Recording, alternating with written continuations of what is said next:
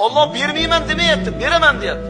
Onani qornida rizqini bergan zot, tug'ilganda rizqini bergan zot, oyoq qo'li ishlamayotganda rizqini bergan zot, gapirishni bilmagan chaqaloqqa rizqini bergan zot, eshitishi bilmagan, ko'rishi bilmagan, anglashni bilmaganda bergan zot, qancha zaif, nogiron, soqovkar, qancha mana shunday muhtojlarga rizqini berib turgan zot, bahaybat delfin, bahaybat akulalarni rizqini berayotgan zot, parranda-yu tarrandalarni rizqini berayotgan zot.